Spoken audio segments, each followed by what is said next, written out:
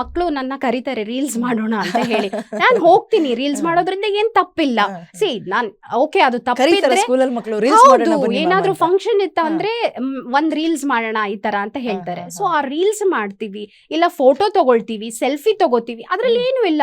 ಪಾಪ ಮಕ್ಳಿಗೆ ಆಸೆ ಇರುತ್ತೆ ಅಲ್ವಾ, ಸೆಲ್ಫಿ ತಗೋಬೇಕು, ಫೋಟೋಸ್ ತಗೋಬೇಕು ಅಂತ ಹೇಳಿ. ಸೊ ಮಾಡೋಣ, ಆಯ್ತು, ಅದ್ರಲ್ಲಿ ಏನ್ ತಪ್ಪಿದೆ.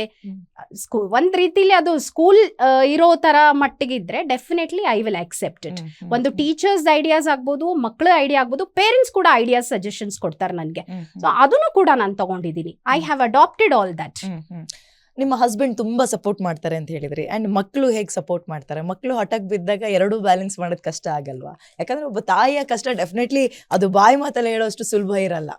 ಹಸ್ಬೆಂಡ್ ಏನೇ ಸಪೋರ್ಟ್ ಮಾಡ್ಬೋದು, ನೀವು ಹೇಳ್ತಾ ಇದ್ರಿ ಅಡ್ಗೆ ಮಾಡಲ್ಲ ಅಂದ್ರೆ ಸುಮ್ಮನಾಗ್ಬಿಡ್ತಾರೆ, ಪರವಾಗಿಲ್ಲ ನೀನ್ ಕೆಲಸ ನೋಡ್ಕೊಂತ, ಬಟ್ ಮಕ್ಳನ್ನ ಅರ್ಥ ಮಾಡ್ಸೋದು ಅಷ್ಟೊಂದು ಸುಲಭ ಅಲ್ಲ ಅಂತ. ಮಕ್ಕಳು ನನ್ನ ಹಸ್ಬೆಂಡ್ ತರನೇ ಮಕ್ಕಳು.